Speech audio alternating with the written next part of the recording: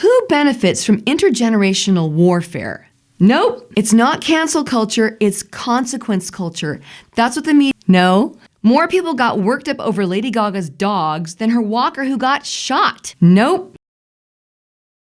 That is all going bye-bye because my pine trees had babies yesterday. Oh, I have been waiting for this day for about 4 months.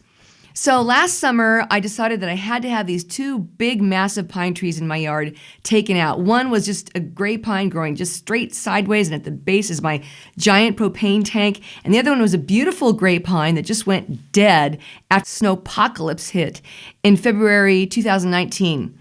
So I was kind of looking around the ground, just looking over the area, and I saw these little tiny pine seedlings about this high, maybe this high, kind of just in and amongst the vines and the leaves and the forest debris.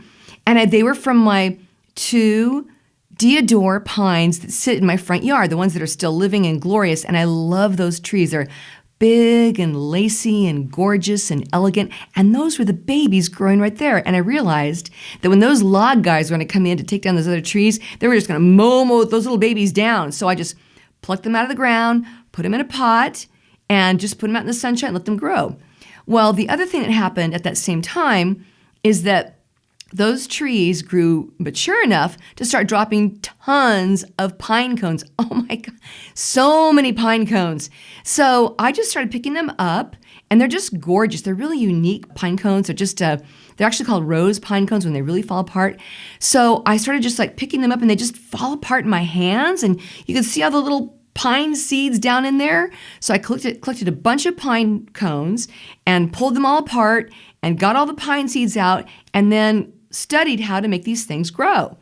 So I looked up Deodar pines, and there are all these different ways to grow pine trees, but almost all of them said you had to do what was called cold stratification. What is cold stratification?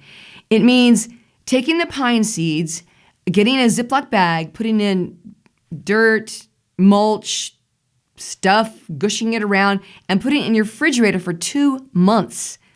So I put in these bags of dirt in my refrigerator and waited and looked and waited. Nothing ever happened with those. I must have done 100, more than that, 300 seeds, tons of seeds, nothing, not a thing.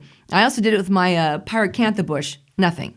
I had all these bags of dirt in my fridge, trying to grow something, nothing.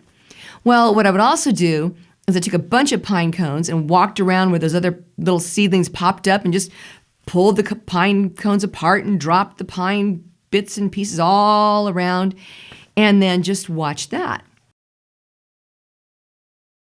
And yesterday, I saw my first pine baby, and I wasn't sure what they were going to look like. So I had actually researched, what do pine seedlings look like? Because there's just a whole mat of stuff there. How was I going to identify them? So they were like little tiny stems, like a little balloon of needles. And that's what I found starting yesterday. So I found about 6 of them, some of them still with their little seed husks attached.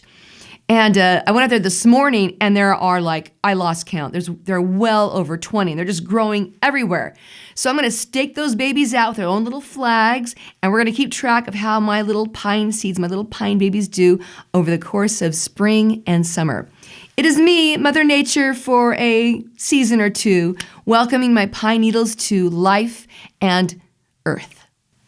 Today is day 22,403. Thanks for watching. Hope to see you again soon. Bye.